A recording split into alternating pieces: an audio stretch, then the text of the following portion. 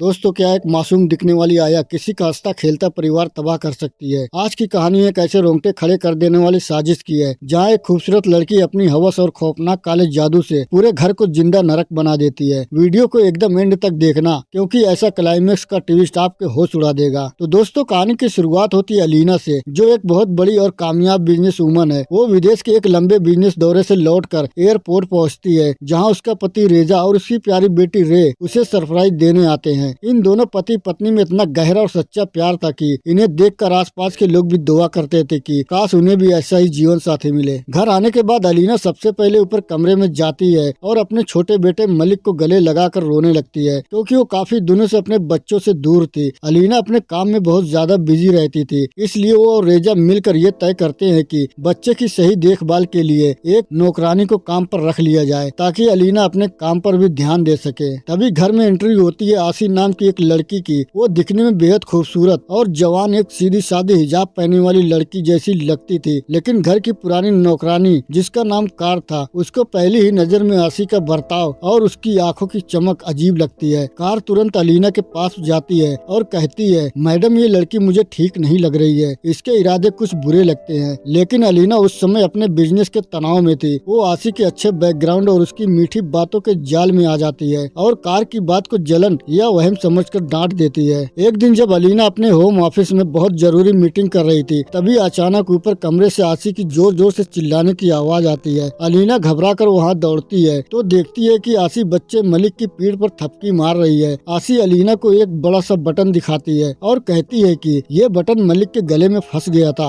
और उसने बड़ी मुश्किल से इसे निकाला है। दरअसल वो बटन अलीना का ही एक ड्रेस का था। अलीना को लगता है कि अगर आज आसी न होती तो उसका बच्चा मर जाता। वो आसी के पैरों में गिर जाती है और उसे अपने घर का रखवाला फरिश्ता मान लेती है। लेकिन अलीना इस बात से पूरी तरह अनजान थी कि ये आसी का पहला नाटक था। उसने खुद वो बटन बच्चे के मुंह के पास रखकर ये पूरी साजिश रची थी, ताकि वो अलीना और रेजा का अंधा भरोसा जीत सके। अब आसी अपना असली और खतरनाक खेल शुरू करती है। वो रेजा के लिए रोजाना स्पेशल जूस बनाना शुरू करती है, लेकिन वो चीनी की जगह उसमें शहद और एक तांत्रिक से लाया हुआ रहस्यमय लिक्विड मिला देती है। रेजा जैसे ही वो जूस पीता है, उसके सोचने समझने की शक्ति धीरे धीरे खत्म होने लगती है। रात के समय आसी जानबूझकर रेजा के सामने अपनी टी शर्ट के बटन खोलकर बैठती है, जिसे देखकर रेजा के अंदर एक अजीब सी बेचैनी और हवस पैदा होने लगती है। एक बार अलीना का पूरा परिवार वीकेंड मनाने के लिए एक आलीशान होटल में जाता है। वहाँ आसी नाटक करती है कि सफर की थकान की वजह से उसका सिर घूम रहा है और वो कमरे में ही आराम करेगी। जब पूरा परिवार बाहर जाने लगता है तो रेजा जानबूझकर अपना फोन कमरे में भूलने का नाटक करता है और उसे लेने वापस आता है। कमरे में कदम रखते ही रेजा के होश उड़ जाते हैं। आसी बिना कपड़ों के सिर्फ एक तौलिया लपेटे फर्श पे बेहोश पड़ी थी। रेजा उसे उठाकर बेड पर लिटाता है और आसी के जादू का असर उस पर इस कदर हावी होता है कि वो अपनी वफादार पत्नी और बच्चों को भूलकर आसी के जिस्म के जाल में पूरी तरह अंधा हो जाता है। यहीं से दोनों के बीच एक घिनौना अवैध संबंध शुरू हो जाता है। घर की नौकरानी कार को इन दोनों के बदले तेवरों पर पूरा शक हो जाता है। जब वो आसी को रंगे हाथ पकड़ने की धमकी देती है तो आसी एक रात अंधेरे का फायदा उठाकर कार को सीढ़ियों से नीचे फेंक देती है। कार का पैर बुरी तरह टूट जाता है और डॉक्टर उसे 8 महीने के लिए बेड रेस्ट बता देता है। कार के जाने के बाद ड्राइवर कमाल एक दिन रेजा और आसी को उनके पुराने खाली पड़े घर में बेहद आपत्तिजनक हालत में देख लेता है और चुपके से अपने फोन में उनका वीडियो रिकॉर्ड कर लेता है। कमाल बहुत सीधा था। वो अलीना को बताने से पहले आसी को वो वीडियो दिखाकर डांटता है। आसी रोने का नाटक करती है और चालाकी से उसका फोन छीनकर वीडियो हमेशा के लिए डिलीट कर देती है। इतना ही नहीं, वो उल्टा अलीना से रोते हुए झूठ बोल देती है कि कमाल उसके कमरे में उसके अंडर गारमेंट्स लेकर गंदी नीयत से आया था। अलीना गुस्से में आग बबूला होकर अपने सबसे पुराने और वफादार ड्राइवर कमाल को धक्के मारकर नौकरी से निकाल देती है। अब रास्ते के सारे कांटे साफ हो चुके थे और पूरा घर आसी के इशारों पर नाच रहा था। इसी बीच अलीना को एक बहुत बड़ी बिजनेस डील के लिए दुबई जाना पड़ता है। अलीना के एयरपोर्ट पहुंचने से पहले ही रास्ते में उसे कमाल का फोन आता है। कमाल ने रोते हुए कहा, मैडम मुझे माफ कर देना, लेकिन जो वीडियो आसी ने डिलीट किया था उसे मैंने एक मोबाइल एक्सपर्ट से दोबारा रिकवर कर लिया है, आप इसे अभी देखिए। अलीना जैसे ही अपने फोन पर वीडियो प्ले करती है, उसके पैरों तले जमीन खिसक जाती है। उसका वो पति जो कभी उस पर जान छिड़कता था, वो आसी के साथ उसके ही बेड पर रंगरलिया मना रहा था। अलीना का गुस्सा 7वें आसमान पर पहुंच जाता है। वो दुबई की फ्लाइट छोड़ती है, गाड़ी वापस मोड़ती है और सीधे अपने घर पर धावा बोल देती है। वो रेजा और आसी को उनके कमरे में रंगे हाथ पकड़ लेती है। अलीना गुस्से गुस्से में असी के बाल पकड़कर उसे एक जोरदार थप्पड़ मारती है। लेकिन तभी कहानी में सबसे बड़ा झटका लगता है। काले जादू के असर में पूरी तरह पागल हो चुका रेजा अपनी ही पत्नी अलीना का हाथ मरोड़ देता है और उसे घसीटते हुए रोते बिलखते हुए घर के मुख्य दरवाजे से बाहर फेंक देता है। अलीना दरवाजा पीटती रह जाती है, ये मेरा घर है, मेरे बच्चे हैं। लेकिन रेजा दरवाजा लॉक कर देता है। अलीना की अपनी ही बेटी रे भी अपनी माँ को एक खतरनाक औरत समझने लगती है, क्योंकि असी ने उसका भी पूरी तरह ब्रेन वॉश कर दिया था। अलीना पूरी तरह टूटकर सड़क पर आ जाती है। वो रोते हुए मस्जिद पहुंचती है और वहाँ अपनी माँ और मौलवी साहब को अपनी पूरी आपबीती सुनाती है। तभी वहाँ कमाल और व्हील चेयर पर बैठी नौकरानी कार भी पहुँच जाते हैं। कार रोते हुए बताती है कि रेजा सर पांचों वक्त के नमाजी थे, लेकिन जब से आसी आई है उन्होंने नमाज पढ़ना और खुदा का नाम लेना पूरी तरह से छोड़ दिया था। मौलवी साहब तुरंत समझ जाते हैं कि ये कोई साधारण धोखा नहीं बल्कि खतरनाक ब्लैक मैजिक काले जादू का घिनौना खेल है। आसी दरअसल एक ढोंगी तांत्रिक के इशारे पर काम कर रही थी, जो उसे इंसानी बालों और खून से बने ताबीज देता था। कमाल अपनी जान की परवाह किए बिना रात के अंधेरे में दोबारा रेजा के घर की दीवार फांद कर अंदर घुसता है। वो आसी के कमरे और बच्चों के तकियों और गद्दों के नीचे पागलों की तरह तलाशी लेता है और आखिरकार उसे वहाँ से दो अजीबोगरीब काले जादुई ताबीज मिल जाते हैं। जैसे ही कमाल उन ताबीजों को लेकर घर से बाहर भागता है, घर के अंदर बेटी रे के दिमाग से अचानक कोहरा हटने लगता है। उसका वशीकरण कम होते ही उसे अपनी माँ की याद आती है और वो छिपकर अलीना को फोन करती है, माँ मुझे बचा लो, आसी बहुत डरावनी है, मुझे आपके पास आना है। मौलवी साहब और उनके साथी रेजा का पीछा करते हैं और एक सुनसान रास्ते पर उसे घेर लेते हैं। मौलवी साहब एक खास धार्मिक तकनीक से रेजा की गर्दन पर हाथ रखकर उसे बेहोश कर देते हैं और उसे एक सुरक्षित जगह ले जाकर उस पर पवित्र आयतें पढ़ने लगते हैं। रेजा होश में तो आता है, लेकिन वो पागलों की तरह चीखने लग जाता है। मौलवी साहब कहते हैं, असी ने घर के अंदर कोई बहुत बड़ी जादुई वस्तु या पुतला छिपा रखा है। जब तक वो चीज आग में जलकर राख नहीं होगी, तब तक रेजा इस शैतानी साए से आजाद हो पाएगा। अलीना बिना अपनी जान की परवाह किए जलती दोपहर में छुपके से अपने ही घर के पिछले दरवाजे से अंदर घुसती है। असी उस समय घर के आंगन में बैठकर कोई बहुत बड़ा खतरनाक मंत्र पढ़ रही थी। अलीना पीछे से दबे पांव आती है और लकड़ी के एक भारी टुकड़े से असी के सिर पर जोरदार वार करती है, जिससे असी वही बेहोश होकर गिर पड़ती है। अलीना तुरंत आसी के कमरे की ओर भागती है। अलमारी के ऊपर एक गुप्त लॉकर में उसे वो बड़ा जादुई बॉक्स मिल जाता है, जिसके अंदर इंसानी खोपड़ी और तंत्र मंत्र का सारा सामान था। अलीना माचिस निकालती है और बिना सोचे समझे उसे पूरे बॉक्स को आग लगा देती है। जैसे ही वो जादुई बॉक्स धू धू कर जलने लगता है, उधर दूर बैठा वो पापी तांत्रिक खून की उल्टी करके तड़प तड़प कर मर जाता है और इधर रेजा के दिमाग से काले जादू का काला साया हमेशा के लिए हट जाता है। रेजा को याद आता है कि उसने अपनी जान से प्यारी पत्नी अलीना के साथ क्या क्या घिनौने जुल्म किए हैं। वो जमीन पर बैठकर फूट फूट कर रोने लगता है और खुद को कोसने लगता है। तभी होश में आते ही आसी पूरी तरह पागल हो जाती है। वो गुस्से में अलीना के दोनों बच्चों को जबरदस्ती अपनी बाहों में जकड़ती है और सीधे घर की ऊंची छत की तरफ भागती है। अलीना चीखते हुए उसके पीछे छत पर पहुंचती है और हाथ जोड़कर भीख मांगती है, तुझे मेरी सारी दौलत चाहिए तो ले ले, मुझे बर्बाद कर दे पर मेरे मासूम बच्चों को छोड़ दे। असी चुड़ैल की तरह हंसते हुए चिल्लाती है, मुझे तुम्हारी भीख नहीं चाहिए, मैं सब खत्म कर दूंगी। तभी अचानक बेटी रे अपनी पूरी ताकत लगाकर आसी के हाथ पर अपने दांतों से जोर से काटती है। दर्द के मारे आसी की पकड़ ढीली होती है और अलीना फुर्ती से दोनों बच्चों को खींचकर अपने सीने से लगा लेती है। आसी का संतुलन बिगड़ जाता है और वो छत के किनारे से नीचे गिरने लगती है। अलीना एक इंसान होने के नाते उसे बचाने के लिए अपना हाथ आगे बढ़ाती है, लेकिन आसी का हाथ छूट जाता है और वो सीधे तीसरी मंजिल से नीचे पत्थरों पर जा गिरती है, जहाँ तड़प तड़प कर उसकी जान निकल जाती है। सब कुछ शांत होने के बाद रेजा शर्मिंदगी और पछतावे के मारे अलीना से आंखें तक नहीं मिला पा रहा था। अलीना उसे कहती है कि वो उसे दिल से माफ करना चाहती है, लेकिन इस गहरे सदमे और जख्मों से उबरने के लिए उसे थोड़ा वक्त चाहिए। कुछ महीनों के बाद अलीना अल्लाह पर अटूट भरोसा रखकर रेजा को पूरी तरह माफ कर देती है और अपनी कसम के मुताबिक पूरा परिवार एक साथ हज यात्रा पर चला जाता है। लेकिन दोस्तों, कहानी का असली ट्विस्ट इसके ठीक 2 साल बाद आता है। अलीना अपने बच्चों के साथ एक बड़े मॉल के सुपर मार्केट में शॉपिंग कर रही होती है। तभी अचानक उसके कानों में वही पुराना 80 वाला डरावना गाना गूंजता है। अलीना जैसे ही चौंक कर पीछे मुड़ती है, उसके बदन में कपकपी छू जाती है। वो देखती है कि असी, जो कि उस हादसे में मरी नहीं बल्कि बच गई थी, अब अपना पूरा हुलिया और नाम बदलकर एक और नए करोड़पति परिवार में मासूम नौकरानी बनकर घुस चुकी है। उस नए घर का मालिक भी असी के हुस्न के नशे में खोया हुआ उसकी तरफ देख रहा था। अलीना समझ जाती है कि ये शातिर और खतरनाक औरत अब एक और नए हंसते खेलते परिवार को पूरी तरह तबाह करने के लिए अपना नया शिकार ढूंढ चुकी है। है और ये फिल्म इसी सस्पेंस के साथ यही खत्म हो जाती है। तो दोस्तों, क्या अलीना को उस नए परिवार के पास जाकर आशी का ये काला सच बताना चाहिए या नहीं? अपनी राय कमेंट बॉक्स में जरूर लिखना। वीडियो को बनाने में बहुत मेहनत लगी है, इसलिए एक प्यारा सा लाइक करके चैनल को अभी सब्सक्राइब कर लो और बेल आइकन को ऑल पर सेट कर दो। मिलते हैं अगली वीडियो में। Bye bye, take care, thank you for watching.